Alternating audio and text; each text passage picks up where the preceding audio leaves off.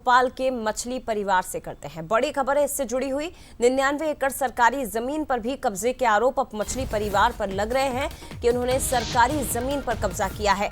दरअसल अवैध कोठी गिरने के बाद बड़ी कार्रवाई लगातार जारी है और इसी कड़ी में ये भी जानकारी मिली कि पशुपालन विभाग की 99 एकड़ की सरकारी जमीन पर मछली परिवार ने लंबे वक्त से कब्जा किया हुआ था। इस मामले में 20 लोगों को नोटिस जारी किया गया है। रिकॉर्ड खंगालने में प्रशासन जुट चुका है।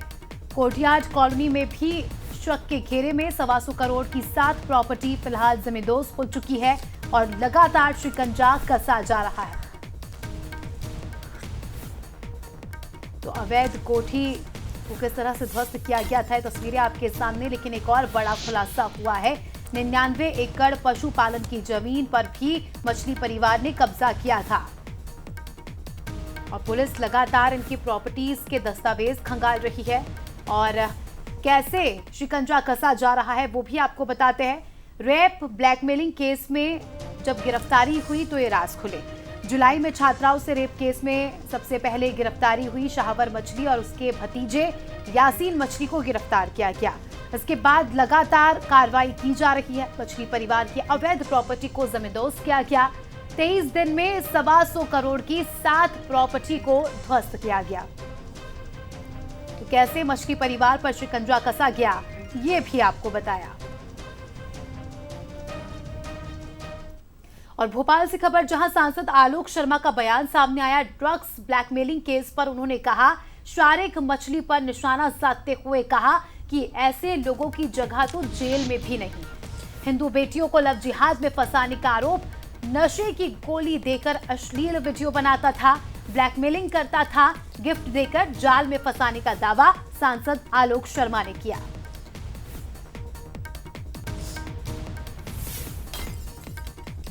प्रकार से पिछले दिनों भोपाल के अंदर एक प्यारे मियां हुआ करते थे, बड़े पत्रकार भी थे, बड़ा अखबार निकालते थे और हमारी बहन बेटियों के साथ उन्होंने जिस प्रकार की हरकत की, आज वो भोपाल की सेंट्रल जेल के सीटों के अंदर है। और इस प्रकार से पिछले दिनों भोपाल की बहन बेटियों के साथ ड्रग माफियाओं ने और जिस प्रकार शारिक मछली ने जिस प्रकार के हथकंडे कराए हैं, इनका स्थान भोपाल की जेलों में भी नहीं।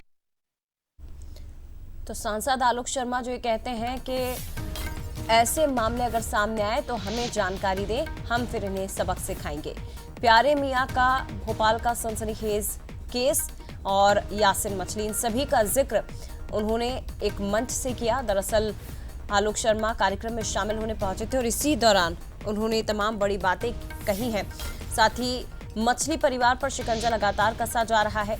तमाम बातें सांसद आलोक शर्मा की ओर से कही गई और ये भी स्पष्ट कर दिया गया कि हम लगातार ऐसे लोगों के खिलाफ कार्रवाई कर रहे हैं। सूरज हमारे सहयोगी इस खबर पर लाइव जुड़ चुके हैं। सूरज, जब से करोड़ों की कोठी को ध्वस्त किया है तब से शिकंजा लगातार बरकरार है। क्या लगता है आने वाले समय में भी बड़ा एक्शन लिया जाएगा, क्योंकि 99 एकड़ सरकारी जमीन पर कब्जा करने का भी आरोप अब मछली परिवार पर लग रहा है।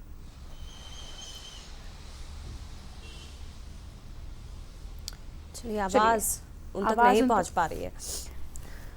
तो 99 एकड़ सरकारी जमीन पर कब्जा किया और लगातार शिकंजा कसा जा रहा है। पशुपालन विभाग की जमीन थी जिस पर मछली परिवार ने कब्जा किया। हालांकि क्या इन्हें कोई संरक्षण मिला है किसी जनप्रतिनिधि के द्वारा, क्या किसी बड़े नेता का हाथ इनके सर पर था, क्योंकि बिना उसके कैसे पॉसिबल, एक बड़ा सवाल है। हालांकि पुलिस हर एंगल से मामले की जांच कर रही है।